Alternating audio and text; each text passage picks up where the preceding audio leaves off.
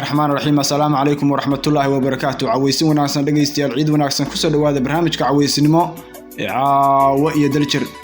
waxbeen sabtiya axadi soo galayso 9 bisha 7 sanadka 2022 qodobada aad ku maqli doontaan barnaamijka caweysinimo oo caawa garowe idinka imaanaya waxa kamid noqonaya munaasabada ciidul adha oo si weyn looga ciiday dunida muslimka xilli dalka Soomaaliya uu ku jiro abaara baahsan iyo biyo la'aan dadku khatar ku jiro warbixino ku saabsan sida looga ciiday magaalooyinka Soomaalida ayaad ku maqli doontaan barnaamijka caawiye dalcir waa sidee xaalka barakacayaasha iyo danyarta duruufuhu haystaan xilli muslimiintu ay maanta ciideen ciid Carafo madaxweynaha Soomaaliya Xasan Sheekh Maxamuud ayaa gaaray dalka Eritrea qareen Xabiib Cabdullaahi Ciise oo u doodayay eedeysana Liibaan Cali Food oo sheegay in Liibaan uu yahay qofka ugu dambiga yarkiiska dhoofinta geed quwaaxa deegaanada Puntland qodobadaas iyo kuwa kale ayaad ku maqli doontaan barnaamijka caweysinimo caawa iyo dalcir oo idinka imaanaya caawa stuudiyaha dalcir ee Garowe waxa barnaamijka idin la socodsiinaya anigoo ah Maxamed Ibrahim Geelle waxaad naga dhageysanaysaan xarumaha dalcir ay ku leedahay dhulka ay Soomaalidu degto iyo baraha ay bulshada ku xiriidho ee ku soo dhawaada barnaamijka oo dhameystiran shirkadda caalamiga ee Samtel waxa ay markasta ku haysaa adeegyo casri ah internet xawaarihiisu aad u sareeyo iyo hadal qiimo jaban adeegga internetka garaac 102 kadibna dooro nooca xirmo ee aad u baahan tahay sida maalinle ku shubo 0.2 oo ku hadal 24 saacadood telefoonkaaga ku shubo 25 senti oo hel 500 oo MB oo internet ah kuna hadal 24 saac si bilaash ku shubo 50 senti oo hel 2 GB oo internet ah kuna hadal 24 saac si bilaash ku shubo $1 oo hel 3 GB oo internet ah kuna hadal 24 saacadood telefoon bilaash ku shubo $2 oo hel 6 GB kuna hadal 24 saacadood si bilaash ku shubo $3 oo hel 8 GB oo internet ah kuna hadal 24 saacadood si bilaash telefoonkaaga ku shubo $5 oo hel 20 GB kuna hadal 24 saacadood si bilaash ku shubo $10 oo hel 30 GB kuna hadal 24 saacadood si bilaash xirmadan maalinlaha oo dhan waxa ku raacsan 24 saacadood oo hadal ah oo bilaash marka la caweysin wanaagsan dhageystayaal barnaamijka caawa waxa uu badnaan doonaa dhageystayaal munaasabada ciidul adha oo maanta si weyn looga ciiday dunida muslimka dalka Soomaaliya iyo guud ahaan dhulka ay Soomaalidu degto iyadoo oo dalku uu ku jiro xaalad abaareed iyo biyo la'aan baahsan oo dadku khatar ay ku jiraan waxaan se ku hormareynaa dalka Eritrea madaxweynaha Soomaaliya Xasan Sheekh Maxamuud ayaa caawa gudoodi ku gaaray dalka Eritrea waxaana soo dhaweeyay madaxweynaha dalkaas Asiyaas Afwerki safarka madaxweynaha Soomaaliya Xasan Sheekh Maxamuud oo galabta kaga carraabay magaalada Muqdisho ee caasimadda Soomaaliya kuna tagay caawa dalka Eritrea ayaa qaadanaya muddo 4 cisho ah waxaana uu kulamo la qaadan doonaa madaxda dalkaas oo ugu horeeyo madaxweynaha dalkaas Asiyaas Afwerki madaxweynaha Soomaaliya Xasan Sheekh Maxamuud ayaa safarkan u yahay kii koowaad ee ugu ambabaxo wadan ku yaal qaaradda Afrika dhawaan ayuu madaxweynaha Soomaaliya ka soo laabtay safar uu ku tagay dalka Turkiga halkaas oo uu kulamo kala soo qaatay madaxweynaha dalka Turkiga Recep Tayyip Erdogan dalka Eritrea ayaa kamid ah dalalka tababara ciidamada Soomaaliya waxaana ku sugan ciidamo muddooyinka la soo dhaafay muran ka dhaliya dawladda Soomaaliya iyo shacabka Soomaaliyeed oo aad loogu dhaliilay dawladda federaalka laguna tilmaamay inay ka qayb galeen dagaalkii dawladda Itoobiya ay la gashay jabhadda TPLF madaxweynaha Soomaaliya ayaa intuu ku sugan yahay dalka Eritrea waxa la filayaa inuu kulamo kala qaato madaxweynaha dalkaas Asiyaas Afwerki sida laga yeelayo ciidamada Soomaalida ee ku tababaranaya dalka Eritrea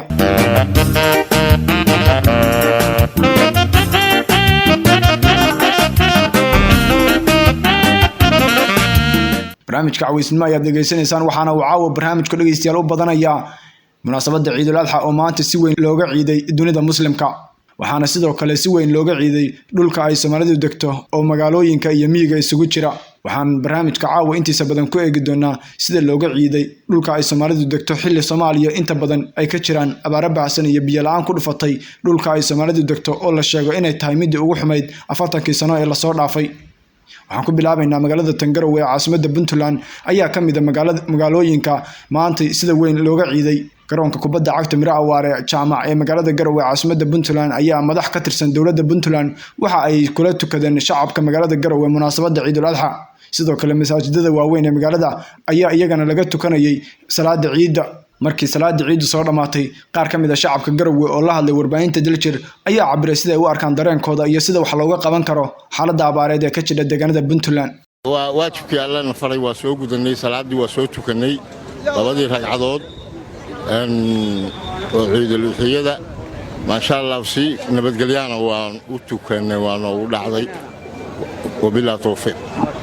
بسم الله الرحمن الرحيم دمان أمة المسلمين في عالم كل سوان خاصة أمة الصوماليات كوا رير بدلان وحن لا هنبليو عيد مبارك كل عام وأنتم بالخير وعيد الأضحى وعيد إلهي انت صو شخصي وكحرين نارتا إلهي هينا كدغو كوي كحرين نارتا إلهي هينا كدغو كوي كأقبل أعماش الصوبان وحن لا مر لبعض مر سدحات عيد مبارك همبليو وحن أمة الصومالية لا همبليو أمة إسلامك كوي شرع عرفتها meel kasta ay ku kala sugan yihiin ummadda islaamka adduunka waxaa la hambalyo ciid mubaarak hambalyo maanta waa ciid weyn barakaysan si fiican baan u iidnay luuxyada si fiican baa loo qalay dowladda Puntland taraafikada ciidanka nabadgelyada wadooga si fiican bay noola shaqaynayaan nabadgelyada ku tukannay ciideeda karna ilaahay ana gaarsiiyo Soomaaliya nabadgelyo iyo muxuu ahaato israacdaan iyo duubsanaan baa u barinay magarad ilaahay waxaan ka baryaynaa ciideeda kale iyo tan ka dhaxow nabadgelyo barwaaqo bashbash nabad waada doog barwaaqo in ilaahay ku gaarsiiyo in ilaahayna siiyo in colaadda iyo abaarta ilaahayna ka saaro in madax caadil ah oo muslimka adeecda oo dalka wuxuu ah oo adduunweynaha ila gaarsiisa in ilaahay ila ka dhaxdhaliyo oo hoggaanka loo qabta waa laalu shaqoon oo laaluus bixin oo aan qaadan oo muslina oo ilaahay taqaan baan ilaahay ka baryaynaa in xukunka ilaahayna ku dhiibo si dhaqsale ilaahayna ku dhiibo assalaamu calaykum waraxmatullaahi wabarakaatuh بسم الله الرحمن الرحيم الحمد لله رب العالمين إلهي سبحانه وتعالى وحنو كبرينا عيداس أينو مانت عيدينو دمان مسلمين تأوردن ميلي جوغان عيد وناكسن عيد العافية قارهان أمد الصوماليات meel allaale meel ay joogtaba ciid wanaagsan ilaahay subxaanahu wa tacaala waxaan ka baryaynaa raxmad khayr qabta in ilaahay abaarteena ka saaro ilaahay subxaanahu wa tacaala dembigeennana uu dhaafo asalaamu calaykum waraxmatullaahi wabarakaatu alhamdulillah wasalaatu wasalaamu calaa rasuulillaah اللهم احشرنا مع نبينا وصديقنا والشهداء والصالحين وحسن أولئك الرفيقا الحمد لله dhammaan muslimiinta meel ay joogtaba gaar ahaan Soomaaliya gaar ahaan magaalada Garowe masjamaca joogno ciid wanaagsan ciid mubaarak baan leenahay waxaan ugu bishaaraynaynaa ummadda islaamka ah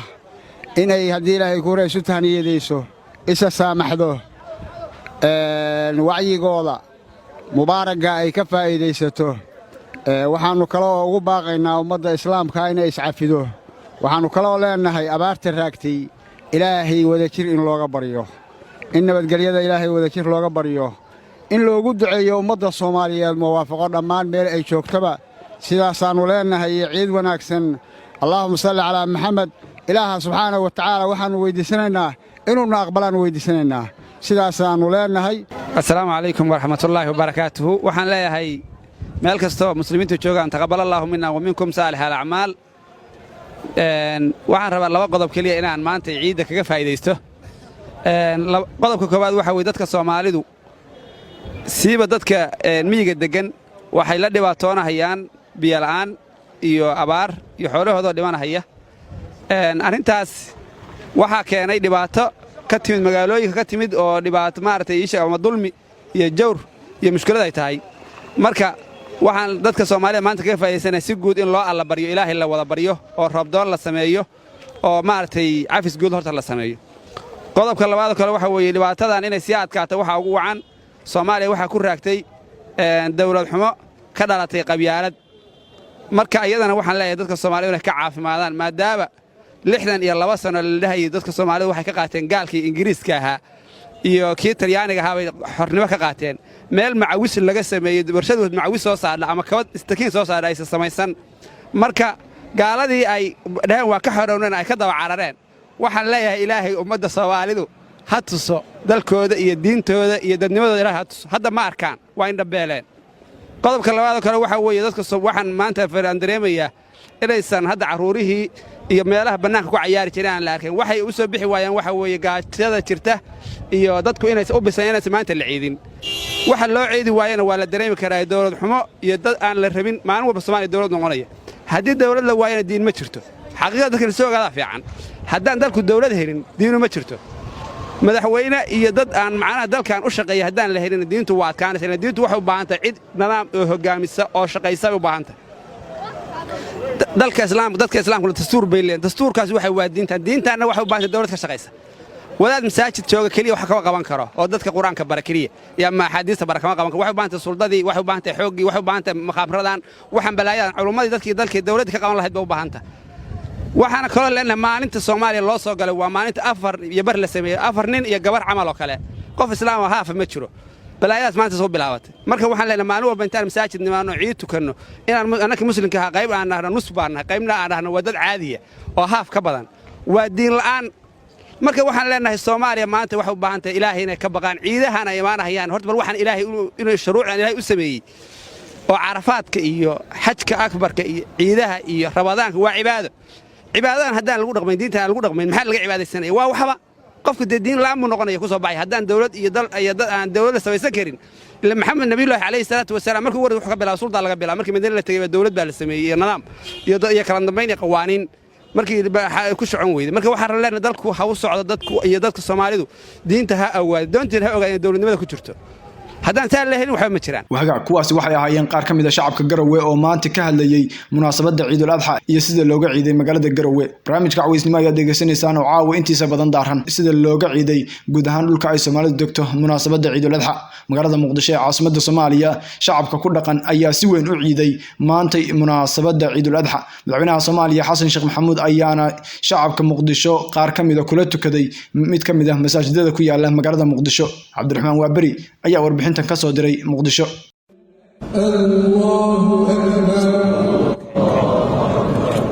madaxweynaha jamhuuriyadda Soomaaliya Xasan Sheekh Maxamuud iyo ra'iisul wasaaraha dalka Xamse Cabdi Barre iyo mas'uuliyiin kale ayaa kumanaan shacab salaada waxay kula dukadeen masaajidka Cali Jimcaale oo laga hirgeliyay degmada Waabari ee magaalada Muqdisho salaada ciida kadib madaxweynaha jamhuuriyadda Soomaaliya Xasan Sheekh Maxamuud waxa uu la hadlay dadkii kala duwanaa ee salaada ka soo qayb galay isla markaana waxa uu hambalyo u diray ummadda Soomaaliyeed maadaama maanta ay ku beegan tahay maalinta koowaad ee Ciidul Adha madaxweyne Xasan Sheekh Maxamuud ayaa bulshada kula dardaarmay inay caawiyaan walaalahooda danta yar ee aan farxadda ka qayb qaadanin ciid mubaarak ilaahay naga aqbalo acmaasha suuban salaada aan dukanay sujuudda iyo rabbi tuuga iyo ducada iyo takbiirta intaba dadka Soomaaliyeed meel kasto ay joogaan waxaan ugu baaqayaa in ay iskaashadaan iskaalmeeyaan walaalaha ay tabartoodu gaaban tahayna maalinta farxadda leh maxaan ku iraahdaa udxiyada la bixinayo in ay deriska iyo dadka dan yarta intaba si gaar ah loogu qasdo in sadaqada la gaarsiiyo in maxaan ku iraahdaa loo tago carruurtooda iyo ayagaba in laga farxiyo sax maaha ma habboona in adiguna aad faraxsan tahay ilmahaagu ay faraxsan yihiin oo aad wada ciidaysaan dariskaaguna uu dabkoodu dansan yahay ama ilmahoodu aanay faraxsanayn oo aanay ciidaynin sax maaha madaxweyne Xasan Sheekh Maxamuud ayaa sheegay in dawladda Soomaaliya ay bixisay dhulkan laga hirgeliyay masaajidkani waxaan rabaa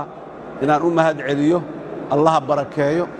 waxa ay haystaan Allah u kordhiyo intii masaajidkan dhismihiisa iyo fikirkiisa iyo taladiisa intii lahaydba Allah barakeeyo niyadii sameed ee ay ku dhiseen ay ku soo fikireen ee ay muxuu ahay xoolahooda ugu horeen ilaahay bedelkeeda khayr qaba Allah siiyo masaajidkan tabarucaad dad Soomaaliyeed oo muxsiniin ah walaalo ah ayaa dhisay khayr badan Allah ka siiyo dhulkana dawladda bixisay masaajidkana dadka dhisay diintu sidaas dawlad iyo dadba mas'uuliyad ay nooga wada saaran tahay Cabdiraxmaan Waabari warbaahinta Daljir Muqdisho kaasina waxa uu ahaa Cabdiraxmaan Waabari oo warbixin ka soo diray magaalada Muqdisho kuna saabsanayd madaxweynaha Soomaaliya oo salaada ciida kula tukaday qaar kamid ah shacabka Muqdisho mid kamid ah masaajidada ku yaala magaaladaasi sidoo kale shacab ku dhaqan magaalada Muqdisho caasimadda Soomaaliya ayaa ku tukanayay masaajidada ugu waaweyn magaalada Muqdisho ee caasimadda Soomaaliya waxaana mar kale warbixintan eegaya Cabdiraxmaan Waaberi oo mikrofoonka Daljir la dhex qaaday qaar ka mid ah shacabka Muqdisho oo iyagu maantay oogay salaada ciida.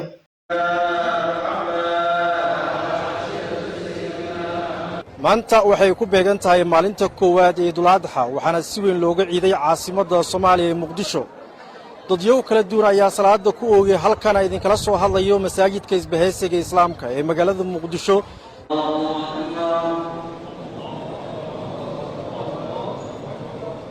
dadka wajidooda waxaa laga dheehan karay sida ay u qanacsan yihiin isla markaana xilligan ay u dabaaldegaan Ciidul Adha oo dadka inta badan u garan ogeen inay tahay ciidii hilibka. masaajidda magaalada Muqdisho caasimadda Soomaaliya ayaa mar qura laga maqlay takbiirta. qaar ka mid ah shacabkii halkan salaada ku soo oogay oo la hadlay warbaahinta Daljir ayaa hambalyo waxa ay la wadaageen bulshada Soomaaliyeed meel walba ay joogaan iyagoona ku baaqay in muhiim ay tahay xilligani in la caawiyo dadku abaaruhu ay saameeyeen. bismillaahir rahmaanir rahiim kullu caam wa antum bi khayr ciid wanaagsan ummadda muslimiinta gaar ahaan Soomaalida meel walba ay joogto waxaan leeyahay ciid mubarak. ilaahay sanadkiisa nabad iyo bashbash barwaaqo u gaarsiiyo dalka ilaahay nabad ha nagariyo si gaar ah waxaan halkan ka salaamayaa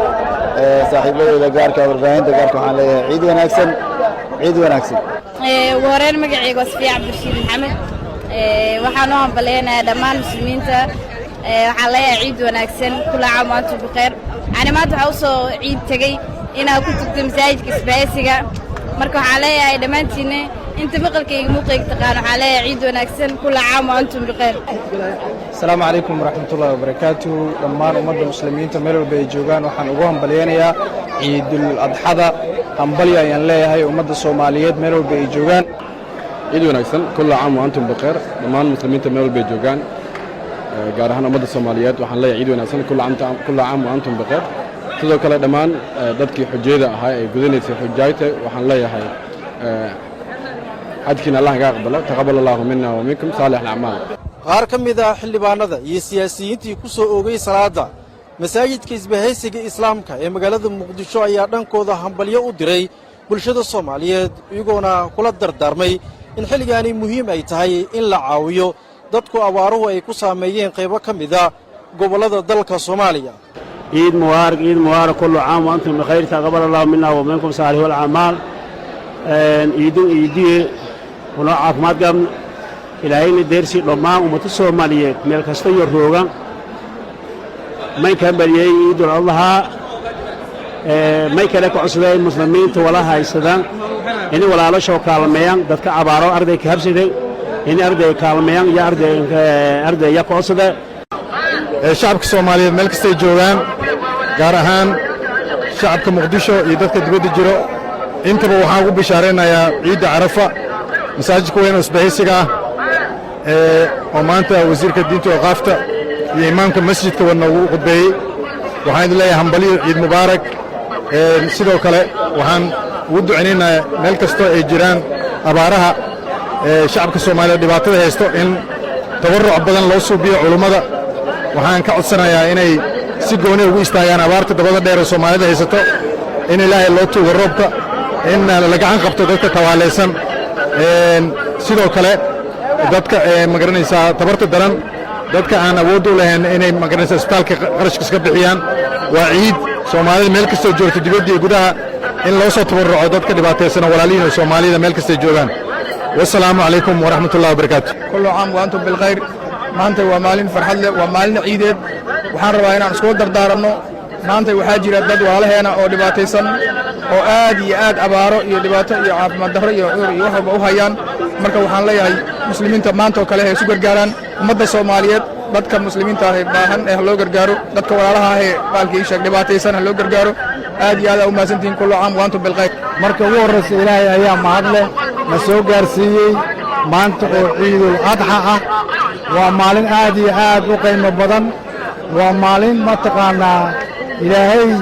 oo ugu talagalay inuu ummadda Islaamka ah oo maaragtay xajka dhaxdiisa iyo oo u naxariisto ay kulmaan oo mataqaanaa raxmadiisa uu siiyo. bismillaahi raxmaanir raxiim assalaamu calaykum waraxmatullaahi wabarakaatuh. ciid wanaagsan dhammaan ummadaha muslimiinta meel kastoo ay joogaan gaar ahaan ummadda Soomaaliyeed meel kastoo ay joogaan dalka gudihiisa iyo dibaddiisaba ciid wanaagsan waxaan leenahay ilaahay ayaan ka baryaynaa inuu naga aqbalo acmaasha waxaan leeyahay ummadda Soomaaliyeed maanta meel kasta ay joogto farxad ku ciida ciid mubaarak ciidan ciideeda kale waxaan shacabka Soomaaliyeed ugu rajeynayaa iyagoo dawladda rasmiga helay oo wanaagsan oo ilaahay dumarkii dhibaatada naga saaro dawladnimadeena ilaahay noo hagaajiyo shacabka Soomaaliyeed meel kasta ay joogaan waxaan leeyahay hambaliyo ciid wanaagsan marka laga soo dago dabaaldega ay sameynayaan shacabka ku nool caasimadda Soomaaliya ee Muqdisho waxaa sidoo kale dhanka kale jira dad danyar ah oo aan maanta ka qayb qaadanin farxadda ciida Cabdiraxmaan Waaberi warbaahinta Daljir masaajidka isbahaysiga islaamka maxsanid Waaberi haatana degmada Baran ee gobolka Sanaag degmada Baran ayaa ka mid ah magaalooyinka ee Puntland ee sida weyn looga ciiday salaada Ciidul Adha maantay xilli magaaladaasi biyo la'aan baahsan iyo sidoo kale abaaro laga soo sheegayo Maxamed Daljoog oo Daljir ka tirsan ayaa warbixintan ka soo diray degmada Baran ee gobolka Sanaag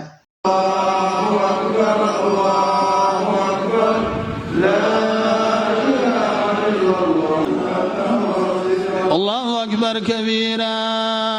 والحمد لله كثيرا وسبحان الله بكرة وأصيلا مسؤولين kala duwan oo hay'adaha dawladda Puntland ayaa munaasabada ciida iyo tukashada salaada uga qayb galay magaalada Baran ee gobolka Sanaag kuwaas oo la tukaday dadweynaha aad u tiro badan oo u soo baxay oogista munaasabada ciida wasiirka waxbarashada iyo tacliinta sare ee dawladda Puntland wasiir dawlaha deegaanka wasiir ku-xigeenka deegaanka gudoomiyaha gobolka Sanaag iyo xubno kale oo dawli ah ayaa la tukaday bulshada Baran kadib tukashada salaada iyaga oo halkaas ka jeediyay khudbado ay uga hadlayeen munaasabada Ciidul Adha oo ah tan ugu weyn munaasabadaha ciida islaamka wasiirka waxbarashada iyo tacliinta sare ee dawladda Puntland Cabdullaahi Maxamed Xasan ayaa hadal jeedintiisa ku abaaray arrimaha munaasabada ciida abaaraha arrimaha horumarineed ee haatan lagu hawlan yahay siiba xagga biyo la'aanta ka jirta degmada Baran maanta waa maalin weyn oo caalamka islaamka iyo shucuubta islaamka meel kastoo ay joogaan ku weyn shacaa'irta islaamka tii ugu weynayd weeye maanta ee yoomul xajul akbar maalintii ciidka ee ciidul adxa caalamka islaamka iyo shucuubta islaamku ay ciidayeen maanta innagana farxad bay noo tahay iyo rayrayn maanta oo aan idinkula ciidayno magaalada Baran runtii waxay noo tahay wanaag iyo sharaf inaan maanta idinkula ciidno magaalada Baran waxaan Allah ka rajaynaynaa inuu dhibka iyo mushkiladda caalamka islaamka ka jirta inuu Ilaahay ka dulqaado Allah waxaynu weydiisanaynaa oo maanta rabnaa inaynu dhammaanteen ku wada ducaysanno waddankeenna khaasatan goboladan iyo dhulkan aynu joogno waxaa ka jirta abaar lixaad leh oo dadkii xoolihii ay dhaafayaan xoolihii inta badani ay baxday dadkii ay khatar ku jiraan waxaan Allah u weydiinaynaa si jamaca inuu Ilaahay abaarta ummadda ka dulqaado waxaan halkan u nimi muddo horena saad ogeydaan aan u joognay duruufta haysata magaaladan iyo gobolkan oo ah duruuf biyeed magaaladan waxaan loo sheegay taariikhda markii intii ay ugu xumayd ee xagga biyaha soo martay inay tahay sanadkan waxaan muddo ka shaqaynaynay magaaladan in biyo loo helo riigii waa inoo joogaa waa inoo yimi ceelal dhowra inaan qodnaan rabnaa waxaan rabnaa shacabka halkan jooga magaaladan jooga dhammaantood maanta inay gacmaha kor u taagaan in Ilaahay biyo samada inooga keeno cirka inooga keeno dhulkana uu inooga soo saaro gudoomiyaha gobolka Sanaag Siciid Badmaac wasiir dawlaha deegaanka wasiir ku-xigeenka deegaanka ayaa iyaguna muujiyay dareenkooda munaasabada ciida dhammaan ummadda Soomaaliyeed meel kastoo ay joogaan waxaan leeyahay kullu caam wa antum bikhayr ciid mubaarak ciid wanaagsan waxaan si gaar ah ugu hambalyeeynaa ummadda reer Barameed waan gudoomiyaha u ahay waxaan leeyahay farxad ku ciida nabadgelyo ku ciida caafimaad ku ciida maaragtay barwaaqo iyo bashbash ku ciida waxaan alla uga baryayaa ummadda islaamka iyo ummadda soomaaliyeed ummadda puntland iyo ummadda reer badhameed intaba ama reer sanaag mubaarak ciid mubaarak kullu caam wa antum bikhayr dhammaan ummadda islaamka ummadda soomaaliyeed ummadda reer puntland waxaan leenahay ciid mubaarak ummadda gobolka sanaag iyo magaalada degmada baran dhammaantiin ciid mubaarak aalamiin kullu caam antum bikhayr ummadda muslimiinta meel kastoo sheegan waxaan leeyahay ciid mubaarak gaar ahaan gobolka sanaag waxaan leeyahay ciid mubaarak kullu caam antum bikhayr ciidda insha allahu tacaala nabad ku gaara insha allahu tacaala maanta waa maalin farxadeed waa maalin caalamka muslimiinta oo dhan laga ciidayo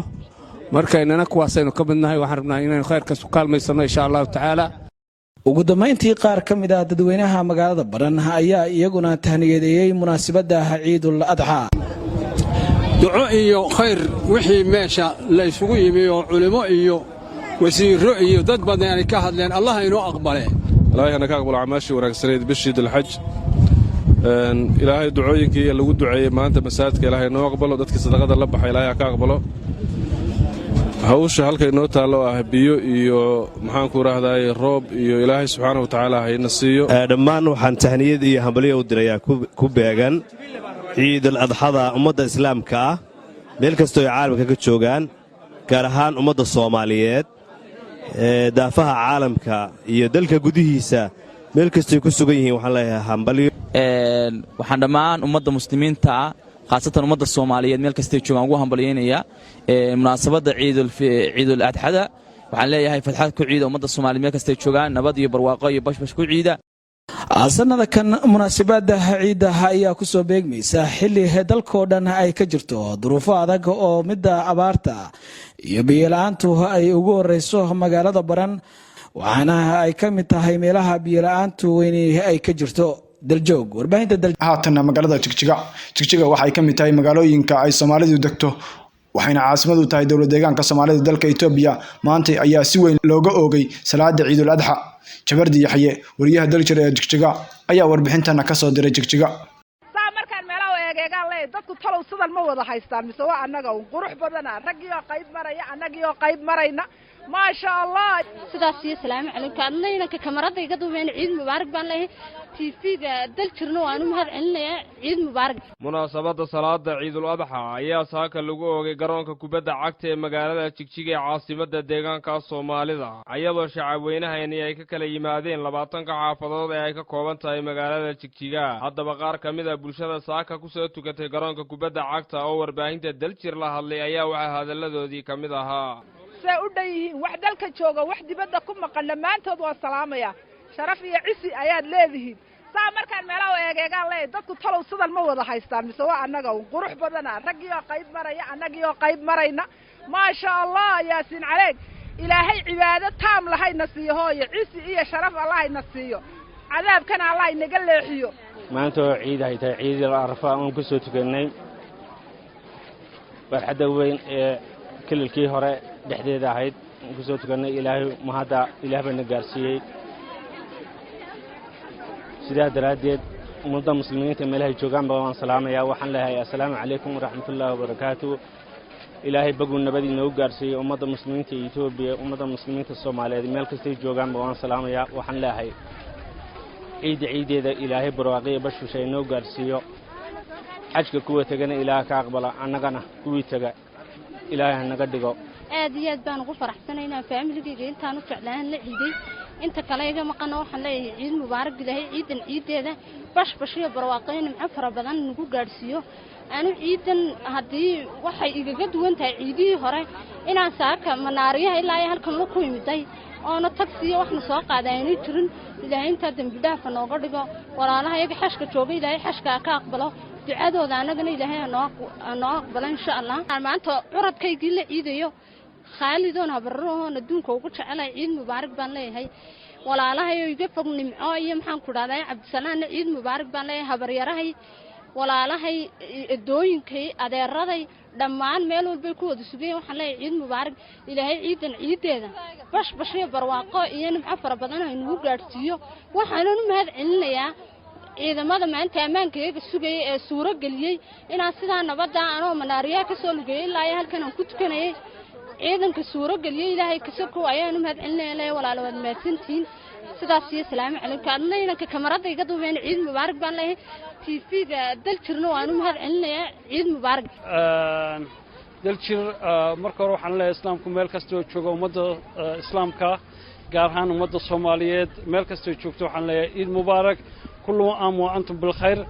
gaar ahaan waxaan salaamayaa islaamka reer Itoobiya gaar ahaan kuwa kilka shanaad waxaan leeyahay marka ugu horeysa ilaahay subxaanahu wa ta'ala waxaan ugu mahadnaqaynaa ciidan sida sharafta leh oo dhibta aan lahayna sidaan ugu soo idnay muslimiinta meel kasta ay joogaanna waxaan leenahay ciid mubaarak ilaahay waxaan ka baryaynaa nabadgelyada inuu gaarsiiyo anigoo khadre maxamed abiga waxaan salaamayaa ummadda muslimiinta meel kasta ay joogaan waan soo ducaynaynaa kulli caam anta bixir baan leenahay muslimiinta Falastiin ha guulaysato insha Allah bidbillaahi kariin calanka tawxiidku kor ha ahaado ummadda Soomaaliyeed meel kasta ay joogtaba waan salaamayaa السلام عليكم كل عام وانتم بخير كل عام وانتم بخير بالشدة الصوماليات قارهانا ديغان كددك جوغا waxaan leeyahay ciid wanaagsan halkan waxaan ciid farxadda la qaybsanayaa qoyskayga eelkayga carruurtayda oo runtii iyaguna ku ciiday nabadgelyo bashbash iyo barwaaqo iyo horumar ilaahay subxaanahu wa ta'aala sanadkan sanadkiisa ha inagu gaarsiiyo nabad caafimaad barwaaqo iyo wax weeye runtii mahadsanid jabardi haatana degmada Buuhoodle ee gobolka Cayn degmada Buuhoodle ee gobolka Cayn ayaa ka mid ah magaalooyinka sida weyn looga ciiday in munaasabada Ciidul Adha iyadoo dhammaan dunida islaamka saaka laga tugo salaada ciidul ahda ayaa waxa magaalada Buuhoodle laga ooga salaada ciidul ahda ayaa waxa lagu korto laba goobood oo kala ah koronka weyn ee magaalada Buuhoodle iyo masaajidka Rawda ee magaalada Buuhoodle dhammaan dadweynaha ku dhaqan magaalada Buuhoodle ayaa halka ku korto salaada ciidul ahda dhammaan shacabweynaha magaalada Buuhoodle ayaa halka ku tugan laba ragcadood oo salaada ahda shada ku tugatay salaada ahda koronka magaalada Buuhoodle ayaa waxa kamid ah muslimiinta Puntland ugu horeeyay gudoomiyaha gobolka Cayn Cabdifataax Ciise Maxamed ugu dambeynta ayaa halka waxa dadku isugu hambalyeeyay farxad ciid gudoomiyaha gobolka Cayn Cabdifataax Ciise Rawal ayaa halka wuxuu hambaliyo iyo ducaa u diray dhammaan ummadda Soomaaliyeed qaar kamid ah culimada iyo dhalinyarada magaalada Buuhoodle ayaa halka hambaliyo iyo ducaa waxay u diray dhammaan ummadda islaamka meel kasta ay ku tukatay maanta waa maalin weyn waa maalin ciid ah ummadda islaamka meel walba joogto waxaan leeyahay hambaliyo kullu caam wa antum bikhair ciid wanaagsan shacabka Soomaaliyeed kuwa Puntland shacabka gobolka Cayn gaar ahaan reer Buuhoodle ciideeda ilaahay bashbashir iyo barwaaqo inagu gaarsiiyo meel walba joogtaan waxaan ka salaamayaa oo aan ciidul caafiyo u dirayaa Puntland madaxweyne ku-xigeenka dowladda Puntland ciid mubaarak Allah ciideeda ilaahay bashbash iyo barwaaqo inagu gaarsiiyo ummadda islaamka ah Buuhoodle iyo gobolka Cayn waxaan rajaynayaa barwaaqo iyo bashbash ilaahayna waxaan ka baryaynaa inuu abaaraha naga soo jabiyo isaga caadi leh ilaahay waxaan ka baryaynaa abaaraha naga soo jabiyo shacabka Soomaaliyeed Puntland iyo gobolka Cayn waxaan leenahay ciid mubaarak dhammaantiin ilaahay inoo dambi dhaafo ilaa xawiya aadan intaynu ka soo jeednay ehelkeennii iyo qaraabadeennii iyo dadkeennii iyo meeshaynu ka nimid baa wixii islaami shahaatay ummaddii nebi maxameda waxaan rabbi u shiriig yeelin baa allaha u naxariisto allaha caafiyo wixii bukana allaha inoo caafiyo fagaaraha weyn ee salaada lagu tukada oo musallaha weyn ee magaalada Buuhoodle oo runtii maanta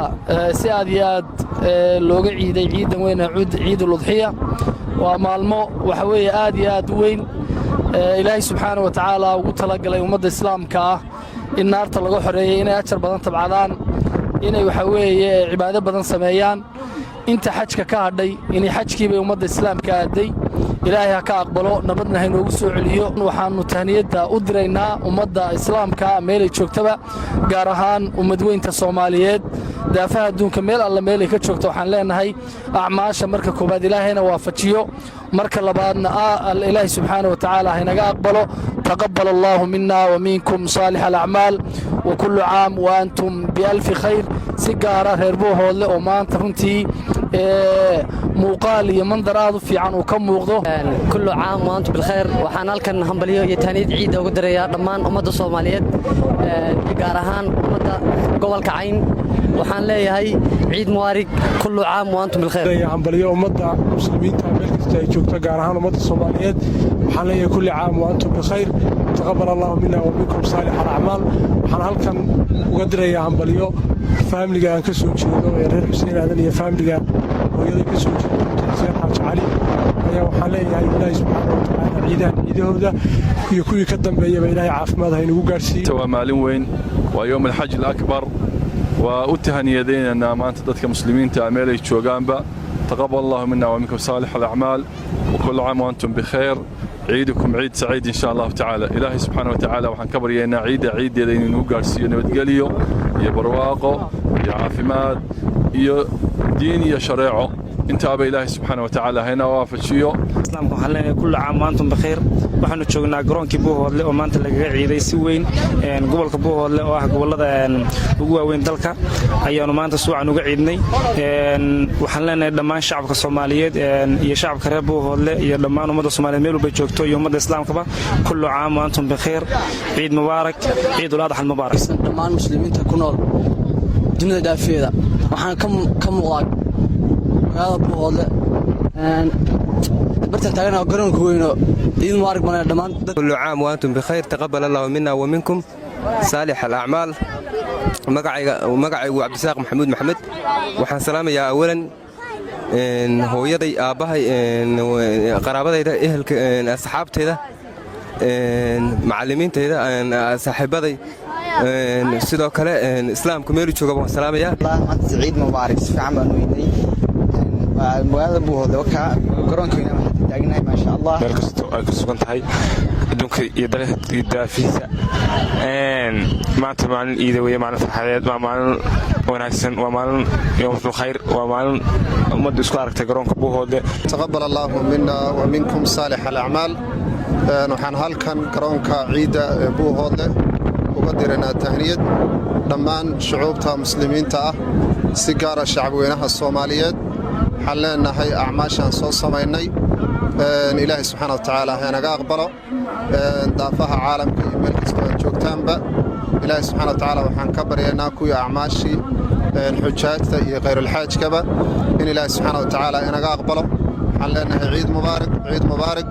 نجاة محمود صلاad warbaahinta Daljir magaalada degmada Buurtile ee gobolka Nugaal ayaa iyadana maantay waxa shacabka ku dhaqan degmadaasi iyo sidoo kale mas'uuliyiinta dawladda ee degmadaasi waxay si weyn u oogeen munaasabada Ciidul Adha. Axmed Cabdi Axmed oo Buurtile Daljir uga soo warrama ayaa warbixintana eegaya. بالشوين تقول لك دقمة برتلة وقولك إنه قال يا ساكا سوق صباح تكشد صلاة عيد عرفة يدون يدوينه ولا رجع صلاة عيد كوجين مساجد الدقمة هي مسألة لو تكون صلاة عيد مسؤولين تقلع حويه ورا دقمة برتلة حافظ عبد الرزاق يحلبان ورا قدوميه ورا قبل كم ذوق عبد القادر حسين ودرير يا سلطان برتلة ودوينه وكل تكون صلاة عيد مسجد كتوه دقمة برتلة يا الكاسك علي وحين هو باقي بالشدة دقمة maadaama lagu jiro xilli ay abaar jidho in la iscaawiyo la iskuna gurmado sidoo kale la wada shaqeeyo ammaanka degmada. waqtigeedu wuxuu ka bilaabanayaa qorraxdu markay soo baxdo oo la joogo qadar laga tukan karo 2 ragcadood iyo 2 khudbo. waqtiga wixii ka horeeya neefka la gowraco udxiya ma noqonayo waa sadaqa iska caadi ah weeye waa neef iska qashay weeye qofkaas. waqtigeedu wuxuu taagnaanayaa oo bannaan yahay maalinta ciidda laga bilaabo ilaa laga gaaro maalinta 13aad yaa tashriiqa maalinta ugu dambaysa ay qorraxdeedu ka dhacdo baa waqtigeedu taagnaanayaa waa 4 maalmood way waqtigeedu. marka waxaan rabnaa inaan isku wada naxariisanno waxa la wax qof dhibaatad ma dhibaan inteena sadaan maanta min $1 bixinno oo khayr waxa laga yaabaa intaas oo qof oo reer Buurtile inay dabka u shido. marka qodobka koowaad waxaan leeyahay soo naxariisanno aan iska warqabno ama miyaha ahaato ama magaalaha ahaato. qodobka labaadna waxa weeye deegaanadeena Buurtile ama deegaanada hoos yimaada waxa ku soo guuray dad badan oo runtii ka yimid gobolada Soomaaliyeed. marka inaan iska warqabno laftigooda amnigooda ka warqabno horumarkooda ka warqabno baahidooda ka warqabno soo dhaweyno baa la iska rabaa. reer Buurtile amni bay haystaan amnigooda inay ka shaqeeyaan. waxa degmadeena maalmaha ku soo siyaadayay dhalinyaro mobilada furanaysa oo maxaan ku rahaa dadka maxaan ku rahaa dhibaysa ama maamooyinka ama dadka masaajidada u soo socda. arinta laftigeeda waxa la rabaa inaan ka wada hortagno oo aan meel uga soo wada jeesano sida dadka soo guurtida oo ka yimid ilaa gobolada kala duwan oo waliba xagga degmooyinka xaggeena ka xiga oo isla dadkeennaana oo xagga laakiin maamul ahaan dhanka Itoobiya ah loo sii guurayo marka dowladda iyo dowladda Puntland waxaanu ka codsanaynaa inay dadka la socoto amnigiisa ummadda hadday isu timaado amni xumaa timaada waxaa timaada waliba dadka reer miyiga xoolahooda la kala dhacayo dadkoo inta ama biyo ku dirira ama waxun isku qoonsada waagii hore toorre iyo buryaaba la isticmaali jiray hadda saxabad baa jirta marka dowladda amniga dadka iyo noloshiisa lafteedii oo dadka xaalkooda la socdo laakiin amni baynu haysanaa amniguna waa waxa ugu horeeya oo markii nabiyullaahi ibraahim oo kacbada dhisay wuxuu yidhi allaahumma amin fi hadihi albalad warzuqaha fi thamaraat bale macnaha risqa iyo amniga waxaa la hormariyey amni hadduusan jirin risqa meel lagu cuno la helamayo marka amniga aynu ilaalino allahna aqbalo salaada allahna ka aqbalo soonka allahna ka aqbalo ilaahay idamkii xajka kuwa maanta arafa taagan allah macoodayna ka dhigo dhib oo dhan allahna kaga dulqaado ilaahay idamka baarta allahna ka jabiyo raxmad degdeg allahna ku siiyo irsaaqada allahna u fududeeyo allahumma salli ala sayyidina muhammad amni iyo iimaan allahna ku siiyo allahumma salli ala sayyidina muhammad faatiha intaas kadib dadweynaha degmada ayaan wax ka weydiinay dareenkooda farxadeeda ciidda ciidul adha awgeed waxaan leeyahay taqabbal Allahu minna wa minkum salih al-a'mal ilaahay acmaashii wanaagsanayd oo aan soo sameynay allahna ka aqbalo waxaan kaloo leeyahay ummadda Soomaaliyeed meel kasta aad joogtaan laga shaqeeyo midnimada Soomaaliyeed iyo wanaagga Soomaaliyeed iyo amniga Soomaaliyeed laga shaqeeyo hana laga ducaysto waxyaalaha sharka ah dadka wada ilaahay inuu Soomaaliya ka qabto meel kasta ay joogaan wixii shar wada Soomaaliya Allah ka qabto istiqraar Allah siiyo ammaan Allah siiyo qof kasta oo Soomaaliya oo xilkas ah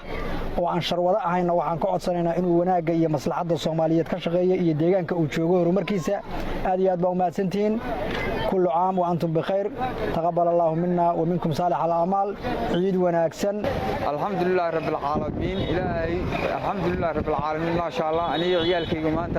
نمضي برواقة كودي إسلام كيردن إلهي واحد قبلنا مرك عيد إذا كلا إني برواقة نوخلصية إن شاء الله هدي إلهي إذا ككدقو ورحمة الله وبركاته waxaan salaamayaa ummadda Soomaaliyeed meel kasta ay joogaan waa maalin ciida waxaan leeyahay ciid wanaagsan ummadda Soomaaliyeed meel kasta ay joogaan ciid wanaagsan waxaan leeyahay kullu caam antum bikhair ciid wanaagsan ciid mubaarak waxaan leeyahay hambaliyada oo diraya muslimka Soomaaliyeed muslimka dhan ayaa leeyahay ciid mubaarak halkan waxaan hambaliyo uga dirayaa ummadda islaamka meel kasta ay joogaan munaasabadan weyn oo ciidul adha muslimiinta oo dhan waxaan leeyahay dhammaan caafimaad ku ciida farxad ku ciida insha Allah ciidan iyo ciideeda kale ilaahay caafimaad qab hayna ugu gaarsiiyo bismillaahir rahmaanir rahiim aad baa u salaamay reer Burtile dhammaan walaasha namadoonayaasha nimanka madaxda wadaadada kulli dhammaan iyo dhalinyaradaba ciid wanaagsan baan leeyahay assalaamu calaykum raxmatullaahi tacaala wa barakaatuh hambaliyadii ciidda arafada baa dadka ugu hambaliyeenna meel walba joogaan sida muslimiintu iyo dhammaan marka maanta waa ciid wanaagsan waxaan salaamayaa madaxda dhalinyarada dadkoo dhan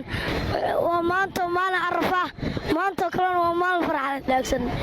maanta kale waa isku soo baxday waa ciid wanaagsan axmed axmed qurbaanta wahagaag barnaamijka caweysima ayaad dhegeysanaysaan weli wararka ciidda iyo Soomaaliya ayaan ku guda jirnaayay maanta oo ay ahayd maalinta koowaad ee ciidul adha waxaa dabaaldegaya malaayiin muslimiin ah oo ku nool daafaha dunida haddaba sidee ayay u ciideen qoysaska barakacayaasha ay ku nool Doolow oo ka tirsan gobolka Gado kuwaas oo aan awoodin in ay farxadda ciidda la qaybsadaan shacabka kale ee Soomaaliyeed waxaana saameeyay duruufaha dhaqaale ee dalka ka jira sicir bararka baahay iyo saameynta abaarta oo sii siyaadaysa marba marka ka dambaysa Cabdinaasir Mansuur ayaa warbixintan soo diray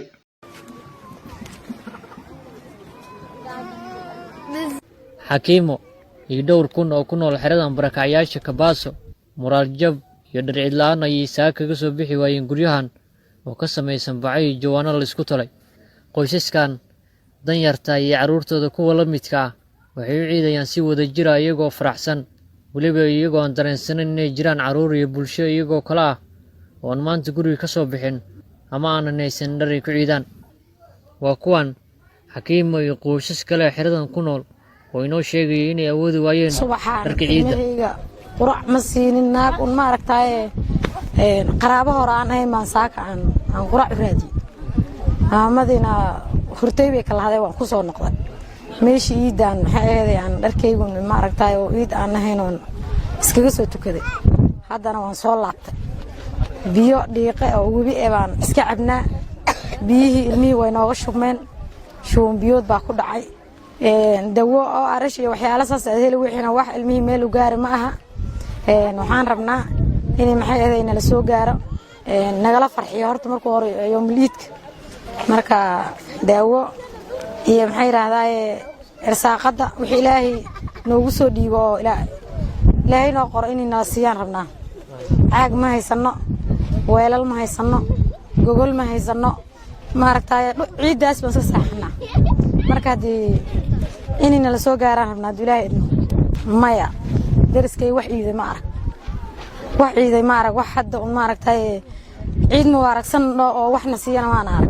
ka ciyaalkan hadaan ka wada hadlo ummadda Soomaaliyeed way isku wada nooshahay dad sii degnaa oo maxay ahayd wax way haystaan leeyahay oo ayagana waxba aan haysan baa jiro dad maxay ahayd meesha sii degnaa oo wax way haystaan leeyahay waxba aan haysan baa jiro annagina waaba la mid baa nahay dad xoolay ka soo carareen oo waxay ka imaadeen duurkaan bay ka imaadeen annagii iskaba dhaaf wada dheer ba soo marnay ayaga aanu maaneen wax ilaa hadda ay haystaan ma balaha oo isku dhaana uma laha ilaa hadii caawimaad in la soo gaaraan aan jeclaan lahayn ana waxaan dhalay 7 ciyaal mid baa hadda iga liidato oo maxay curiyaan baa masana lagu heedo way ku kici doontaan islay marka maxay ahayd subaxan mar baa keentaba muslimiinta ma dhax kacdaa oo ma dhaxdaa bal cunugtan isla istaalka liigi bismillaahi raxmaani raxiim hadda waxaan ahay soo barakacay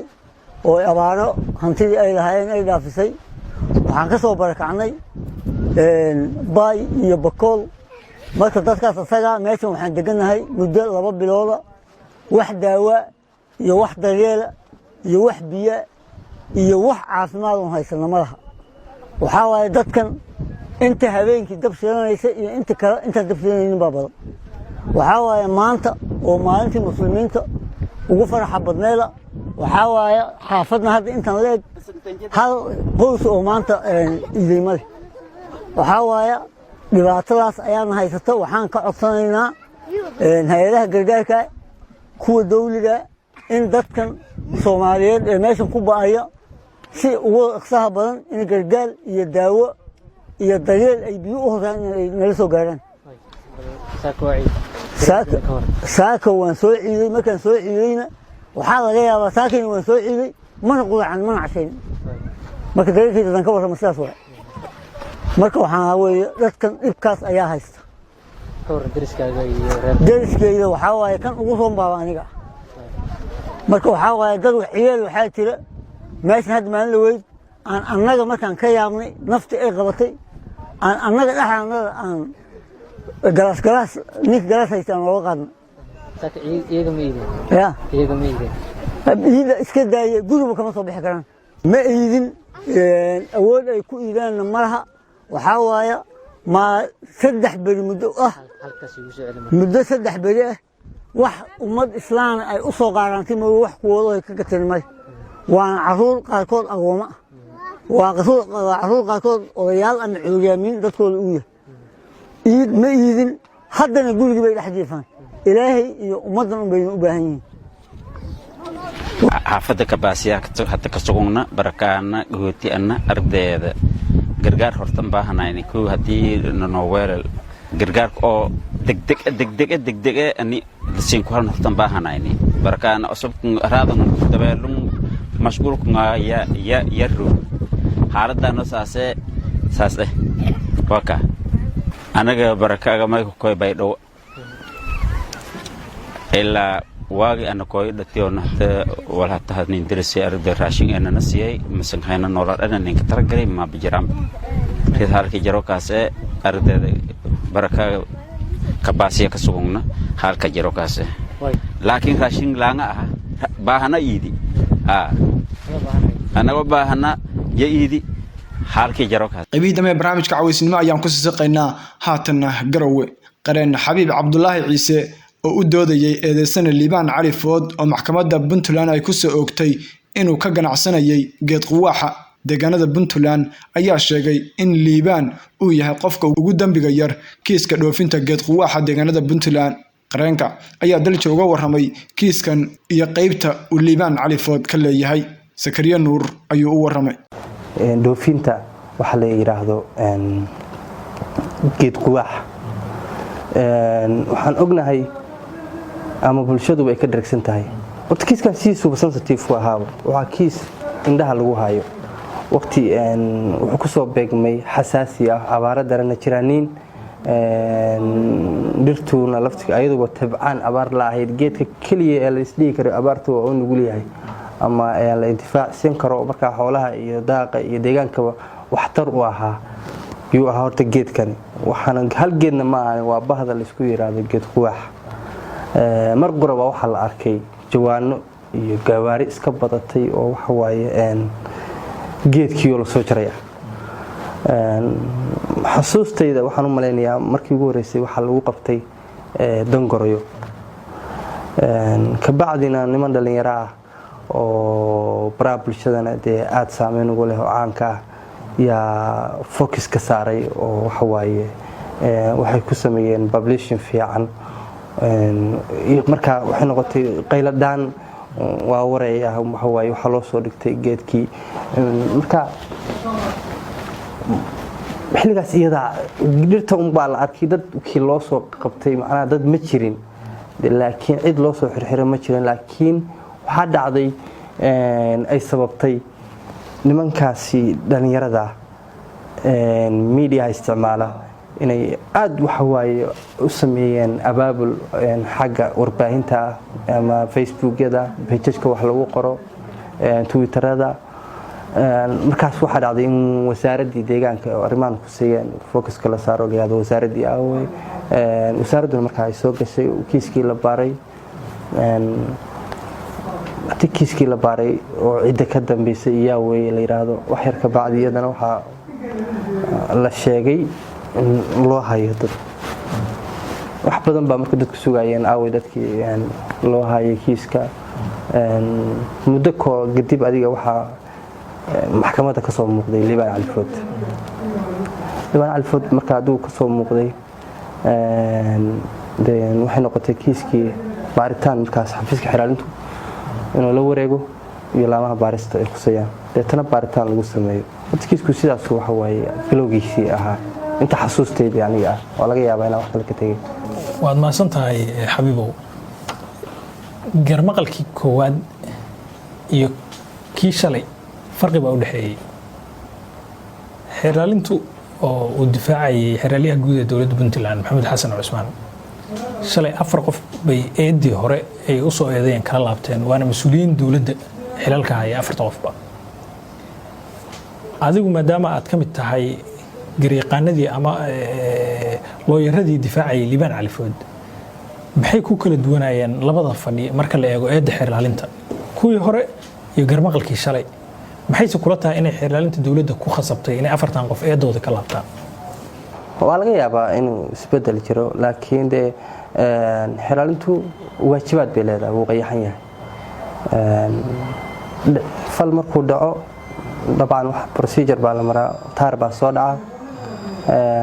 taarkaas hadduu soo dhaco waxaa la ogeysiiyaa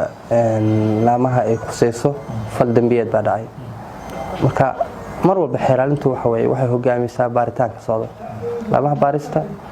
waxa ay soo sameeyaan in gungaarka ay soo sameeyaan in macluumaadka dheeraadka ah helaan kulli waxay la wadaagaan in xiraalinta marka waajibaadka xiraalinta saaran waxa way kiiskan in la baaro deetana wixii ka soo baxa laga sameeyo eedii horeeto dabcan dad badan baa xafiiska xiraalintu soo eedeeyay haddii soo eedeeyay caadiyan dee waxa way wax la arkayay oo ofishiyaala bay ahayd tii ka dambeysay oo shalay ahaydna aniga ma rabo marka inaan macnaha waajibaadka xafiiska xiraalintu leeyahay oo khuseeya markii laga yimaado maxkamadda banaanka inaan si ugu macnaha aan ku talax tago laakiin kolay wax isaga waajib ku ah waxa weeye haddii even xataa haddii uu ka laabto dabcan wuxuu sharaxayaa sababta uu uga laabtay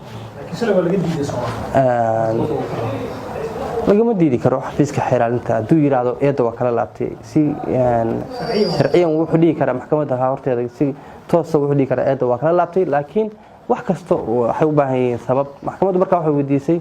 qoraal noogu soo gudbi sababta aad eedda ugala laabatay markaa isaga laga filaya dabcan inuu sharaxo sida ay sidaas baan uga laabanay eedda taas macnaha intaas inaan jawaabteeda ku ekisiyaan jeclays liibaan oo shalay hadlay oo dabcan eedaysanaha aad qaranka u tahay isagu qiraal buu u muuqday laakiin dad badan ayuu sheegay inay collaboration ama wada shaqayn la lahaayeen oo mas-uuliyiin dowladda ka mid yihiin adigu laba qof baad meesha ka sheegtay walow ay muran dhalisay laakiin garsoorihii maxkamadda oo garta qaadayay uu sheegay inay maxkamaddu ku ogolaatay mas-uuliyiin kale oo dowladeedna waa ku jiraan waxaan rabnaa inaad noo faahfaahisid labadii qof oo shalay aad horta meesha ka sheegtay saamaynta ay kiiskan ku lahaayeen oo ah wasiir ku-xigeenka beeraha cabdiweli cali seed iyo xildhibaankii waa mahadsantaas sikari horta su-aashaas muhiim bay ahayd in ay weydiiso waana ku faraxsanahay xaqiiqatan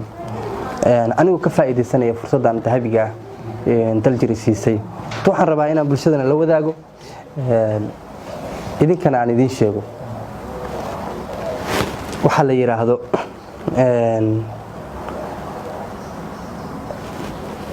liibaan iyo dadka kaleeto ee collaborationka la sameeyey aragtida ahaan aniga marka maadaama aan liibaan anigu wakiil sharci u ahay ama qarankiisa gaarkaaba ahayba kiiskanna aan xogogaal u ahay haddii marka aan kiiskan qiimeeyey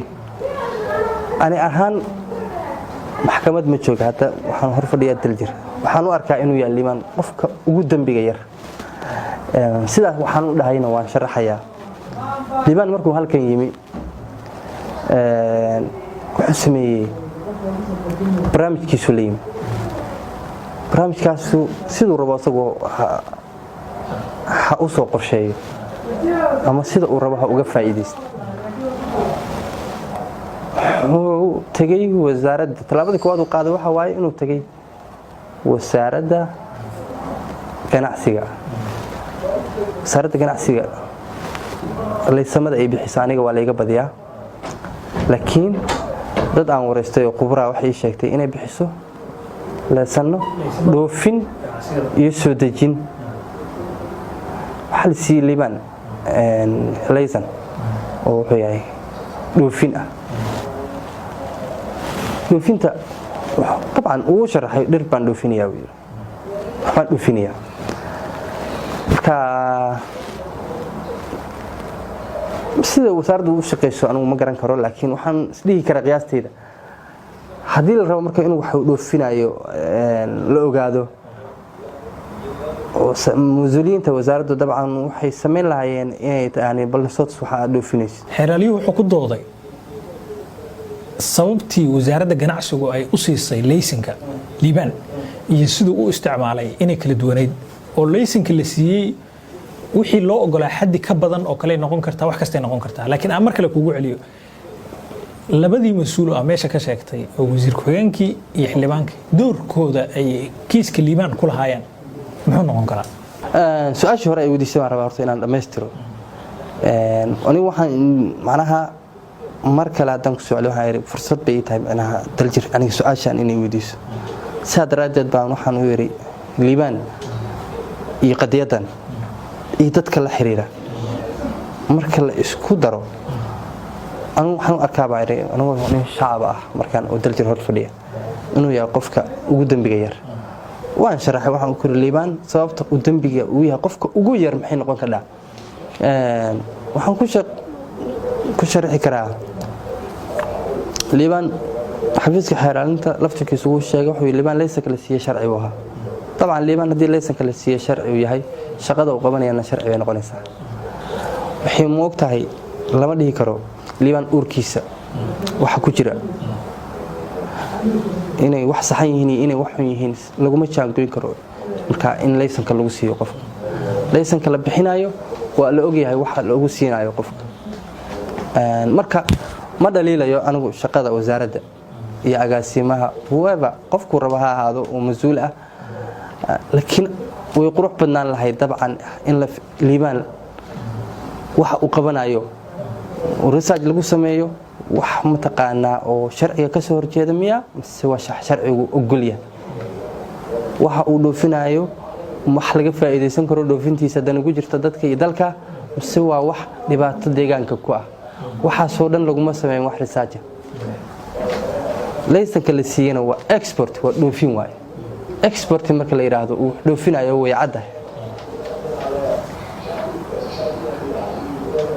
haddii marka liibaan uu laysanka la siiyo ay expert tahay sidoo rabo u fasiran karaa moogta almost liibaan marka uu sameeyay waxa uu lahaa company profile diyaarsan shaqooyinka uu qabanayo codsiyada uu gudbistay oo lagu ogolaaday laysanka waxaad codka maqlaysana wuxuu ahaa qareen Xabiib Cabdullaahi Ciise oo u doodayay eedeysana Liibaan Cali Food kaasoo sheegay in uu Liibaan yahay qofka ugu dambiga yar kiiska dhoofinta geed quwaaxa deegaanada Puntland oo mas'uuliyiin dawladda ka tirsan ay ku eedeysan yihiin barnaamijka cawisnimada intaas ayaan ku soo gabagabeynaya barnaamijku waxa uu idinka imaanaya caawa stuudiyaha Daljire Garowe waxaana intiisa badan ku eegaynay munaasabada Ciidul Adha oo maanta si weyn looga oogay dunida muslimka barnaamijka waxa aad ka dhageysanaysaan dhammaan xarumaha Daljire ay ku leedahay dhulka ay Soomaalidu degto iyo baraha ay bulshada ku xiriidho waxaana idin la socodsiinaya aniga Maxamed Ibraahim Gela tan iyo kulan dambe nabadgelyo